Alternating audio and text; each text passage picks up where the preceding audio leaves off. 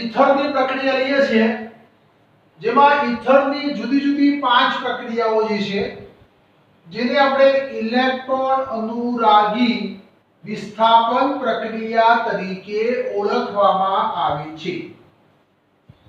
આપણે 11મા ધોરણની અંદર ઇલેક્ટ્રોન અનુરાગી વિસ્થાપન પ્રક્રિયાઓ વિશે આજે આપણે ચર્ચા કરી તે વખતે એની જ પ્રક્રિયાઓ છે, ફક્ત અહીંયા ઈથર તરીકે બેન્ઝીન ઉપર O આવશે, બાકીની બધી જ પ્રક્રિયાઓ સેમ ટુ સેમ થશે.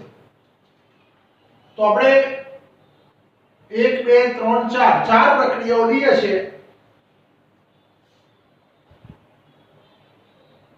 ઈથર તરીકે લઈએ છીએ એનિસોલ ની ઇલેક્ટ્રોન અનુરાગી વિસ્થાપન પ્રક્રિયા. તો પહેલી પ્રક્રિયા આપણે લઈએ છીએ હેલોજિનેશન.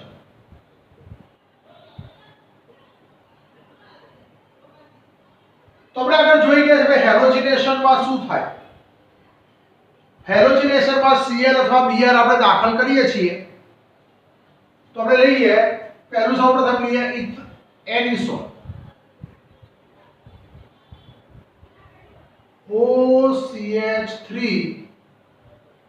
જેને કહેવાય છે એનિસોલ. એની આપણે હેલોજિનેશન તરીકે ક્લોરીનેશન કરીએ.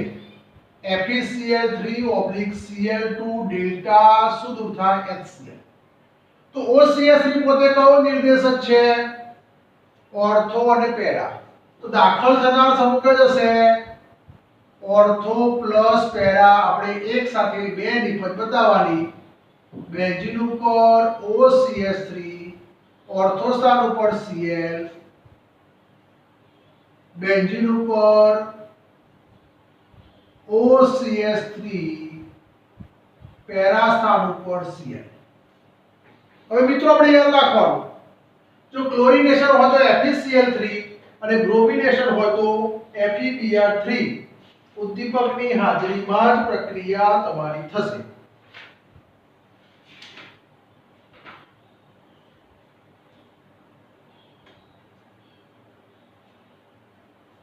હવે આપણે જાણીએ છીએ પ્રમાણે ઓર્થો અને પેરામાં અવકાશી અવરોધ શેમાં વધારે હોય?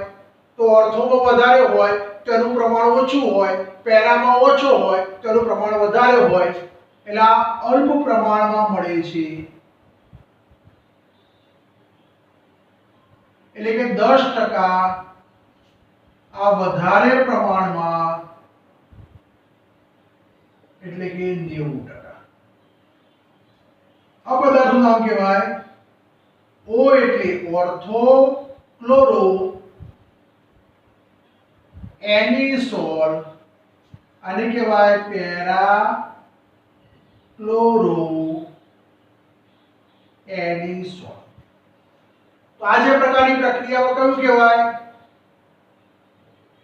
ક્લોરીનેશન અથવા બ્રોમિનેશન.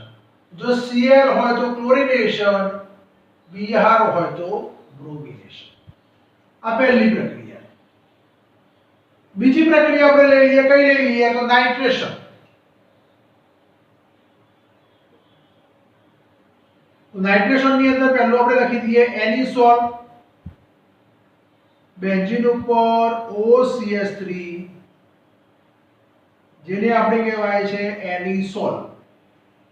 એનું આપણે શું કરીએ? નાઇટ્રેશન. સાંદ્ર HNO3, સાંદ્ર H2SO4, તાપમાન ડેલ્ટા શું દૂર થાય? H2O.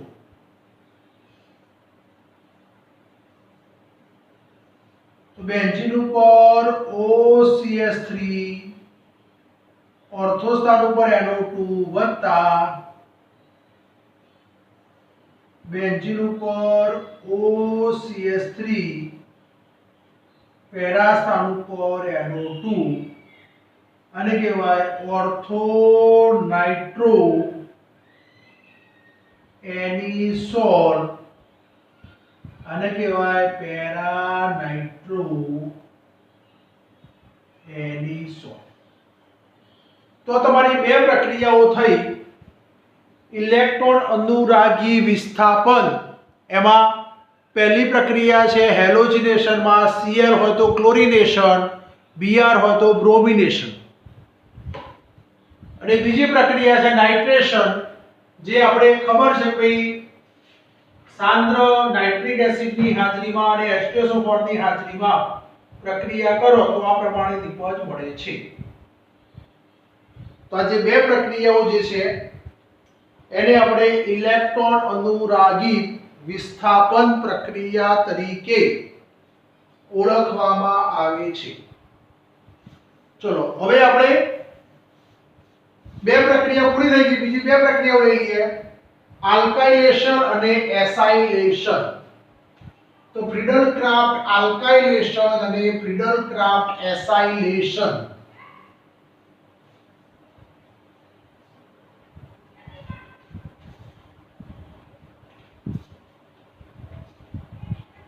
ફ્રીડલ ક્રાફ્ટ આલ્કાઇલેશન અને ફ્રીડલ ક્રાફ્ટ એસાઇલેશન.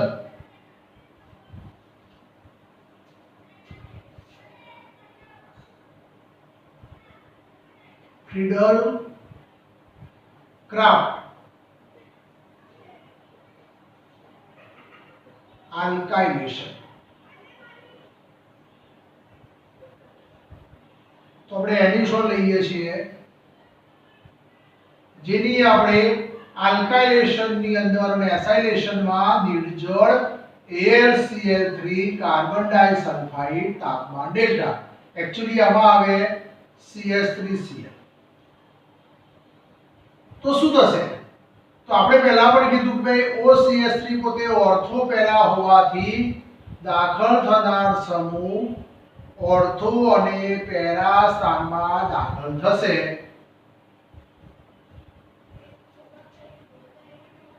OCH3 અહીંયા CH3 ઓર્થો સ્થાન હોય તો અલ્પ પ્રમાણમાં નિપજ મળે, આ તમારી વધુ પ્રમાણમાં નિપજ મળે. હવે OCH3 અને CH3 જેનું નામ શું થશે? એનું આપણે IUPAC નામ લઈએ તો ટોલ્યુઇન એ તમારું મેઇન નામ છે, તો એનું આ કયો સ્થાન કહેવાય? બીજું નામ કહેવાય. તો 2-methoxy toluene, 4-methoxy toluene. તો આ તમારી ત્રીજા નંબરની પ્રક્રિયા જે છે જેને આપણે આલ્કાઇલેશન પ્રક્રિયા તરીકે ઓળખવામાં આવે છે. અને છેલ્લી પ્રક્રિયા છે acylation, Friedel Crafts acylation. Friedel Crafts acylation. તો આપણે એ લઈ લઈએ એનિસોલ, બેન્ઝીન ઉપર OCH3 જેને કહેવાય છે એનિસોલ. એસાઇલેશનમાં ઘણા બધા પ્રકારના પ્રક્રિયકો હોઈ શકે. એસિડ ક્લોરાઇડ હોય, એસિડિક એનહાઇડ્રાઇડ હોય કે એસ્ટર હોય. આપણે કઈ લખીએ છીએ? નિર્જળ AlCl3 તાપમાન ડેલ્ટા શું થાય HCl. OCH3 પોતે ઓર્થો અને પેરા હોવાથી આપણે બે નિપજ બનાવીશું. બેન્ઝીન ઉપર OCH3, અહીંયા તમારો આવશે COCH3, અહીંયા આપણે લઈએ બેન્ઝીન ઉપર OCH3, અહીંયા લઈશું COCH3. આની ક્રિયાશીલતા વધારે, આની ક્રિયાશીલતા ઓછી, તો શું કહેવાય? 2-methoxy એસિટોફિનોન. આને કહેવાય છે 4-methoxy એસિટોફિનોન. આ ઓછા પ્રમાણમાં મળશે, આ વધારે પ્રમાણમાં મળશે. તો આ જે છે એ ઇલેક્ટ્રોન અનુરાગી વિસ્થાપન પ્રક્રિયા તરીકે ઓળખવામાં આવે છે. તો આ તમારો પાઠ આપણે અહીંયા પૂરો કરીએ છીએ. કેટલાક આપણે પરિવર્તનો લઈએ છીએ, બરોબર, અને નવા પીરિયડમાં આપણે નવું ચેપ્ટર ચાલુ કરીશું. ચલો જરા સ્ક્રીનશોટ પાડી દેજો મિત્રો.